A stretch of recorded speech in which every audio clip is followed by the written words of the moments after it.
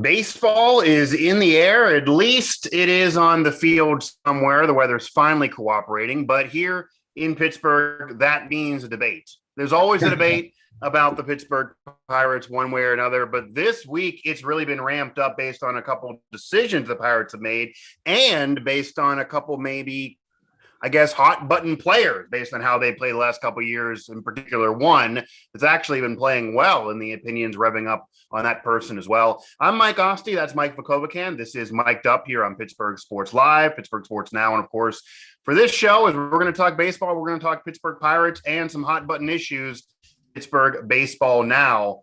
And Mike, we're both baseball guys, and sometimes it gets annoying covering the sport in Pittsburgh because everything the Pirates do ends up being a debate. Sometimes you understand, sometimes it's just a debate for no reason. This one revved up the engines and also has become really a debate nationally involving the Pirates based on the payroll and what they spend, and in comparison to national and small market versus big market. It's a conversation that'll never die because honestly, it appears that there's never going to be a salary cap in baseball, no matter what some may hope for. They didn't get through this year. It seems to be the case. The Major League Baseball Players Association, the owners, they both don't want it, so I don't see how it's going to be there. But this small market franchise in the Pirates made a decision. Oneil Cruz, a player that many are loving, they're already falling in love with, they're already getting excited about, to option him down to AAA as a developmental type decision, maybe giving him one more year down the road. Some naysayers are going to say, well, he wouldn't even be on the team at that point anyway. If he's good, they're going to trade him well before 2028 or 2029. Some say that this helps them, even if they do trade him at that point in terms of value, it helps him now, etc. What are your thoughts on that decision by the Pirates? And in any way, did that decision surprise you? Because some also thought that he could be a player that could provide excitement this year for the Pirates, even right away, off of becoming a type of bopper that they don't really have, and coming off COVID, coming off miserable seasons. You're still in the midst of a rebuild. Maybe the argument also is they need something like that to put butts in the seats, and they're pumping the brakes on that, at least right now.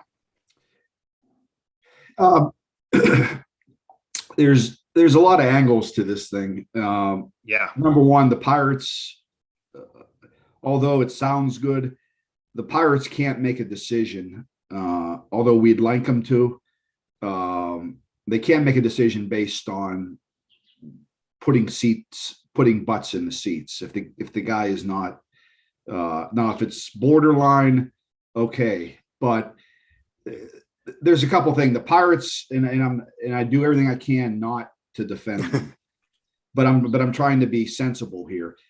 Sure. People, all they see with Oneil Cruz are the tweets that the Pirates put out down spring training of him smashing a ball with a home run. You know, they see all the good. Yeah. The guy hasn't had 30 at bats in AAA yet. Mm-hmm. He raced through the rankings last year. He turned into the Pirates' #1 prospect. The guy has time. He's only 23 years old. The other thing is he doesn't really have a position. You don't see too many 6'7" shortstops in baseball. I think that is a big issue. Is they have no idea where this guy is going to play. But you do have the DH now. You have the DH now. I was just going to say the argument against that, but I think they have those spots already filled up. If they want Oneil Cruz on this team, he's going to be a guy that's going to be in the field.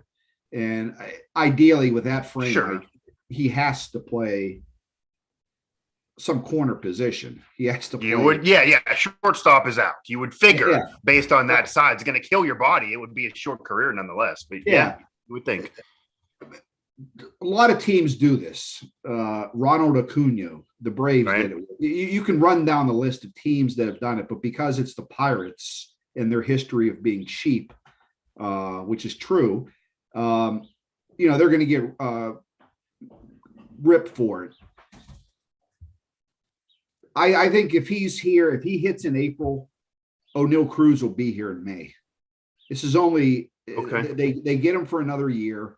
As soon as he starts hitting down there and it's past his clock to where his extra year of free agency is extended and they get to keep him for another year, right? Then he'll be up here. So I really think it's being made out of a big deal once again because it's the Pirates and it deals with money. But if he shows in April that he goes down to Indianapolis, does what he's supposed to do, hits, the Pirates will find a spot for him up here at someone's expense. And if they don't have room for him up here, that's a good problem. Well, if they don't have room, that is a good problem. I don't know if that's a problem that anyone's predicting right now in the midst still of this rebuild, obviously, yeah. And when you have the Pittsburgh Pirates and it involves money, because let's be honest, there have been plenty of times where maybe in some point 2015 still, or maybe they could have spent money, they didn't spend money. There's a whole debate on if they're spending the most money they can in interest of winning, and maybe they aren't. But the way the system works in Major League Baseball is just a fact that if you're a small market team, you have very little room for error. If you make a mistake, you can get screwed for years. Whereas the Red Sox, Yankees, Dodgers, etc., they make a mistake, they can go ahead and say, no big deal, we're just going to spend and fix it within 1 year. The Red Sox 1 year, they won 69 games. The year after, they got rid of the roster, built again, paid again, and they won the World Series. That's not going to happen to a small market team like the Pirates. You have a window, you got to hit it. They had their 13-15 window. They didn't fully capitalize. But that, I think, is always in people's minds when it comes to money decision for the Pirates. Even if it's a previous regime, it's not fair. But in this case, and really in most cases, with all of that said, financial decisions also do exist for the Pirates. So they're not going to rush somebody up. And if it's only 20-some days, which I think it ends up being in all reality, it's not. If it was a situation where they had to have him sent down until July to get that extra year, that would maybe make this even more controversial. But for 1 month, it does seem like a little bit of a much ado about nothing right now. And I do think part of what you said at the top of the show, and they want to do this to promote a player, but all the videos, how hungry Pirate players and Pirate fans, not only do they want a star, but they want baseball fans want a bopper. You want a home run hitter.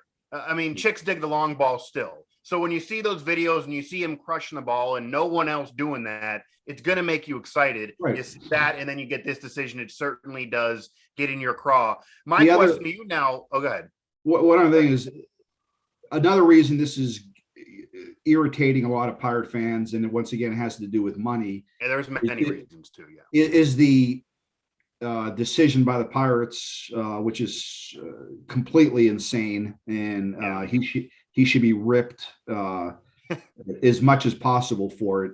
For the Pirates to take Bryan Reynolds to arbitration over a couple $100,000, a few $100,000, when that's an insane asinine decision, right? Yeah, that's money that's being cheap. Yeah, right? When you have a payroll, you have a payroll in the 30 millions, which is embarrassing. Right. And you're gonna take your best player, a guy that presumably you want to sign to a long-term contract, and you're going to take him to arbitration over $300,000-$400,000. That all that stuff within the same time frame is why this is getting ripped, both nationally, locally, and nationally. That is something that I mean, there are some that try to defend everything the Pirates do, which is very, very annoying. There's some that criticize everything they do, which is also annoying. But that's something that I don't see how anyone can defend. No. That is insane. That is a financial decision. If I'm Bryan Reynolds, and baseball players don't do this as much as other sports, imagine if somebody in the NBA, obviously the money's different, did that to a player. Immediately you'd have a tweet, I want out of here, I hate it here, get me out of here, send me somewhere else. Yeah. If I'm Bryan Reynolds, I'd take that as a little bit of an insult as well. And besides Ke'Bryan Hayes, who had that 1 month in September, and we haven't really seen much since. We've seen flashes, but also he's been well hurt, and you're looking for more of a full season from him this year. Some pressure to put that together. The other guy is Bryan Reynolds, who you could argue you've seen more production from to feel more comfortable from for the future than even Ke'Bryan Hayes. Adam Frazier gone. He's a little older, but he's supposed to be a cornerstone. You're supposed to tell him that, and then you make that decision. That's insane. Mike Vukovcan, Mike Asti. That's the reason to get mic'd up over the Pirates there with that decision there on Bryan Reynolds. Back to Oneil Cruz, though. We did start talking about how he doesn't really have a position in baseball. That's always important for stars to really have a position. Hall of Famers, you always associate them with a position, even all-stars. You certainly want your franchise guy to have somewhere to perfect, generally in the field. But now in the National League, with these new rules, you do have the DH possibility. It is universal now, not just in the AL. And we've seen guys get paid tons of money. We've now seen guys get in the Hall of Fame with Edgar Martinez and David Ortiz. That's become a legit position now. You mentioned there are other players they may have in mind, and he doesn't have a position now truly, especially because of his body frame. You have the month. I think everyone would agree now that if you go beyond the month, and if this is middle of May, this is June, and he's mashing the ball, but still not up here, that then would be a flip to that's getting a little crazy. But what is the goal with him down there? Is it to find a position? Is obviously this is a part money decision, but is it to find a position? Does he need to find a position? If he has to come up and be the DH, because the argument could be that whatever you have now, he's still better than as a hitter. Is that okay with you? Or does he have to come up and get a position in the field because he's more than a DH for you? No, he's not going to work. No, he's not going to be a DH on this team with Big Daniel. The guy right? From Milwaukee, and they have a couple of right-handed hitters. He's going down he's there. He's a prototypical DH. Yeah, he does feel like a prototypical DH, that guy. Yeah. They're sending him down to get him more comfortable at finding a position. I would assume that's going to be left field or right field. It has to be, because they have a couple of guys at AAA and AA that are going to be their shortstops of the future. So there's no reason to groom him at a position that he's eventually not going to play in a year or so. Sure. Get him to play the position. And I think that's going to be left field or right field. He's not going to. What if he struggles defensively? Because we've also seen people freak out when someone struggles defensively. Now, obviously, if he's killing the ball, that might not be as much of an issue. But it's easier said than done to learn a new position, even a corner outfield position, which is quote unquote the easier outfield position. What if he goes out there, mashes the ball, but you're seeing 2 errors a game and he just can't handle it in the field in those positions because he's not as used to them? Is that a problem for you, or do you just live with it if he's hitting? I think he has to be competent in the field. You're not going to be able to hide. No, I know. Yeah. Oneil Cruz is going to be in the field when he gets here, so he has to deal with that. And the other thing is the at bats. He's going to find a better pitching at AAA. He's going to find guys that are close. Some guys he's going to see in the big leagues. It's going to be more of a test for him than it was at single A and double A last year. Having less than 30 at bats at AAA, he's going to have to see. So I know everyone's excited and think that he's going to turn into, the next Mike Trout, but he needs to. Let's see what he does. We've seen this plenty of times with Pirate prospects. You would think people would be aware. Yeah, we have seen this. Yeah, let's tons, right? Even slow the brakes. Let's slow the brakes on him a little bit. Let's see if he can do it at Indianapolis. And then he has to come up here and do it. So, Gregory Polanco, those two remind me so much. Everyone was get Gregory Polanco up here, blah, blah, blah, blah, blah, blah, blah. And, he's over in Japan now. So I'm okay with the Pirates, what they're going to do. I'm okay with what they did, provided he gets up here at the first glimpse of him looking. Yeah, if this lingers, then you're going to be, it's like, what are you doing? And the other thing is, you mentioned the word window a couple of times. I think the Pirates, and Ben Sherrington, they have an idea of a group of players that they believe are going to be the future. And they're all sprinkled. And by the end of this year, guys like Davis and Gonzalez and Pravier, the shorts, there's a bunch of different guys that I think are in the Altoona, Indianapolis range right now. That the ideal plan is to get these guys developed already together and then make the jump to Pittsburgh all at the same time, and then take advantage of your window. See what you have. You're going to have that 4 or 5 years or whatever to see what you can do, and then go for it. So I think that's also part of it too. Is he could be a part of that window with Henry Davis and Gonzalez and those guys that I mentioned. So I don't think it's a totally stupid plan, but we'll see. You always got to wait and see when it comes to the Pirates, even under this Ben Cherington era. Yeah, it's a new era, but you're still waiting and seeing. And that's supposedly what he's been doing the last couple of years, is you're finding out who's supposed to be part of the team whenever it does win, which is still down the road, of course. However, that does probably get in fans' craw even more to have the argument with Bryan Reynolds over a few $100,000 in arbitration, because people are going to say, and they should be correct based on what we've heard and the fact that he's still on this team and he had a solid year, that he's one of those players. So if you have one of those players that you're aware of, you got to take care of those players regardless of what you do around them. And it might feel like you're already getting cheap with one of those cornerstone players in the middle of the rebuild before we get even to the window opportunity, while you're still trying to figure out who's with him as well. So there's a wait and see, but that's a reason for skepticism. I don't think the Oneil Cruz thing is a reason for skepticism. That is a forced financial decision that, yeah, it's financial, but they had to do it. There's no reason to just have him up here for a month and have it burn. But we will see how long that lingers and if he finds a position. I think by the end of the year, we're going to find, at the end of the baseball season, we're going to find out the Pirates' plan with Bryan Reynolds one way or the other. Either they're going to lock him up to a long-term deal and end all the speculation of national speculation of him getting dealt, or they're going to lock him up so that he knows he's part of the future. The fans know, everyone knows, and we have a piece there. Let's build from there. So I either think he's going to get dealt, or he's going to they're going to find a way to sign him to a considerable contract extension.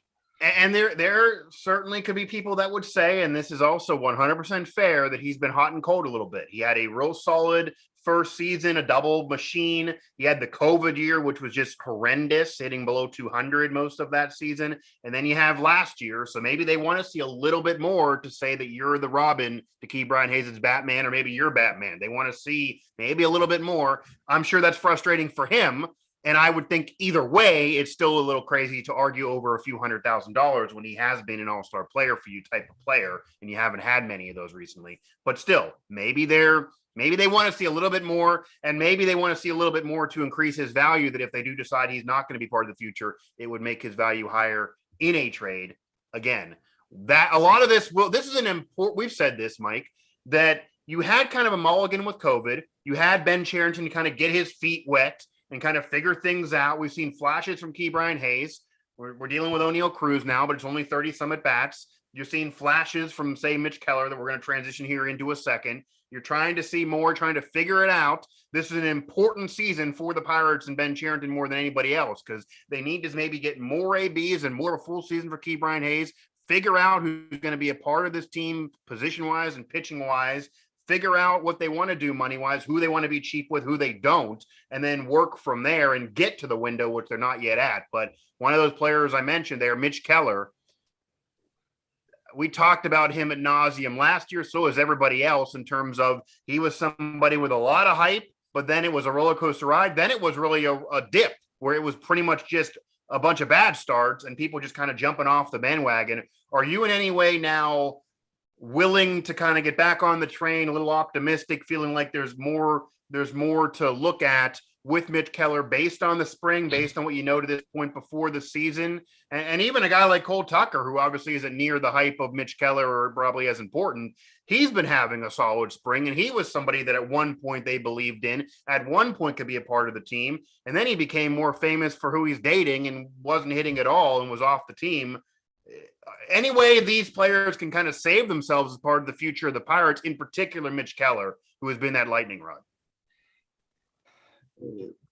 Anybody that's going to make a definitive statement on Mitch Keller, honestly, is just guessing.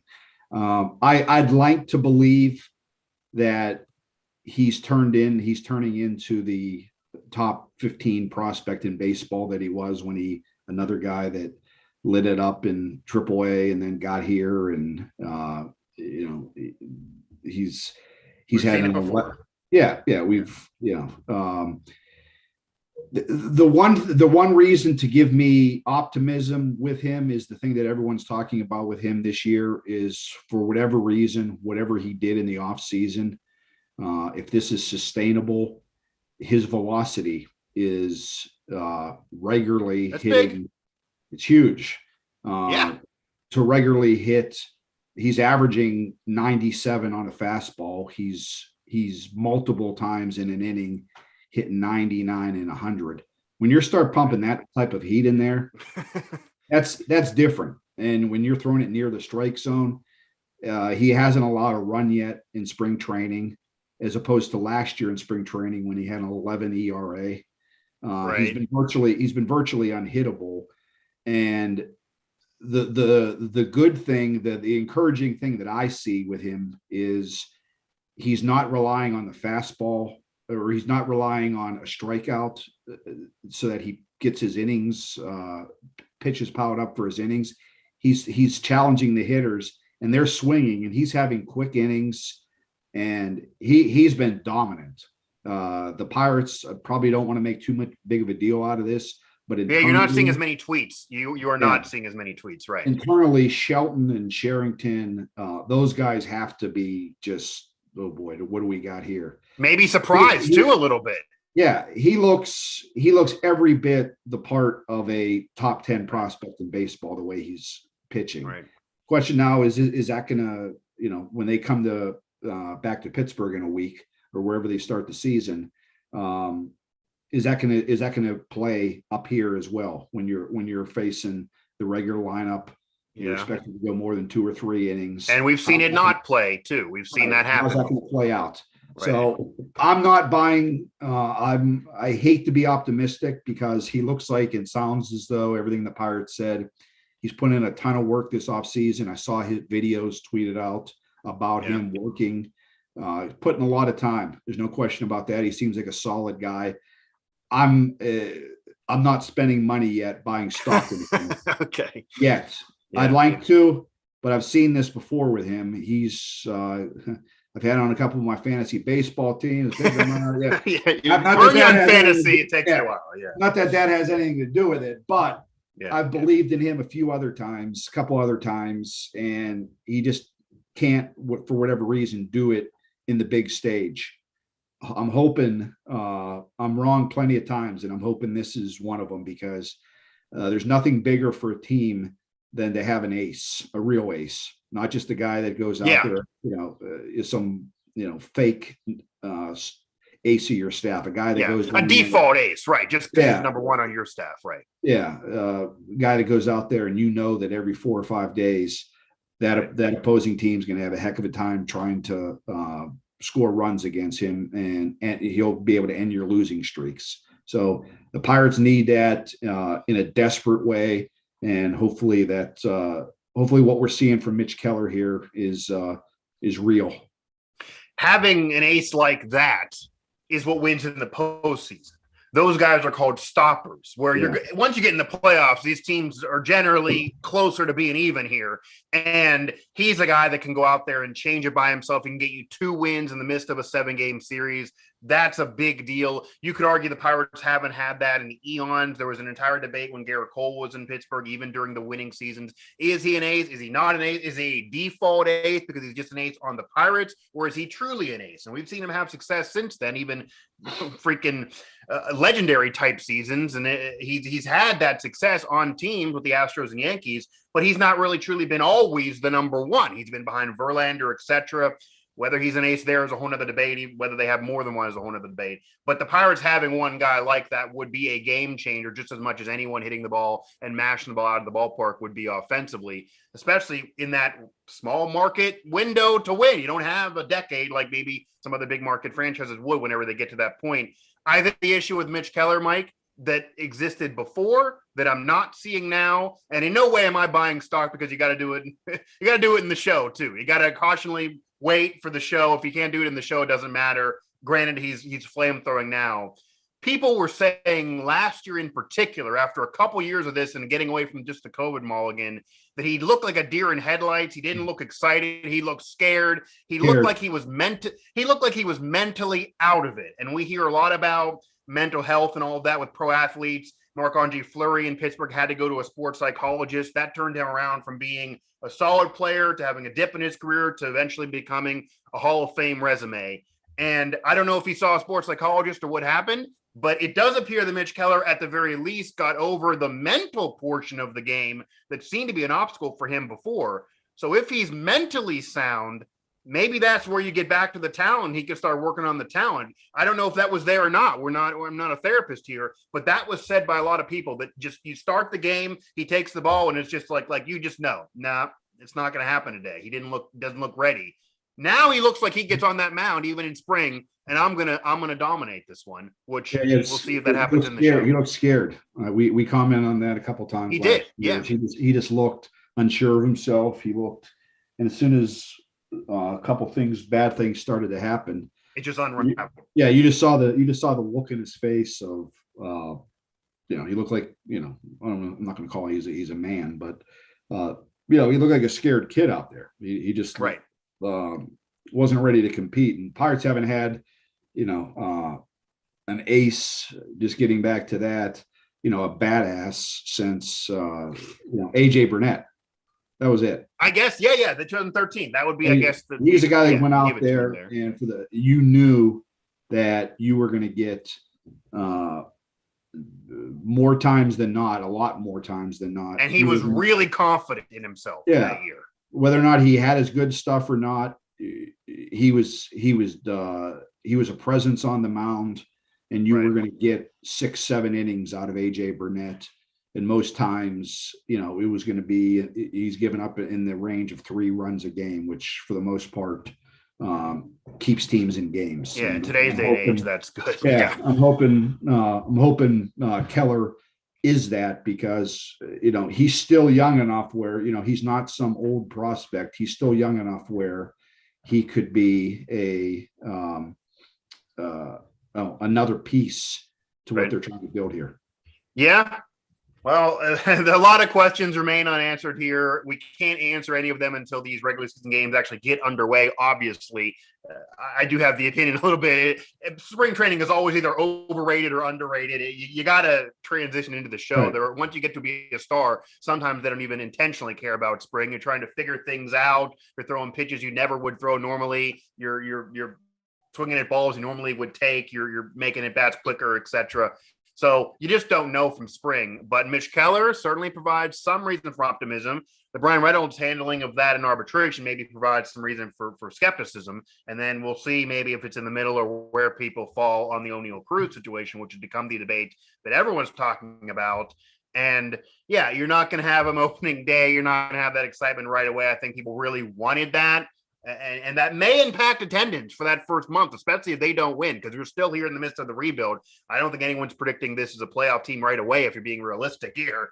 So that we'll see what the attendance is this year. If they don't win, regardless of who you see, we'll see who gets there. It's always going to be the same old problem. But this really is an important year about figuring out who's going to be there. And if Bryan Reynolds is not in particular, then you got to get plenty of value for him. But I'm sure if he's traded midseason here, especially if he's hitting and they figure out he's not the guy for the future for some reason, that'll be a polarizing conversation as well, like everything is. Our next show, I'm just going to tease the viewers out there that I'm going to we'll do a next show before baseball starts in less than a week. So I'm going to have a crazy Pirate prediction. I'm gonna have a crazy Pirate prediction that'll get people talking and making fun of me more than they already do. So just get ready for that.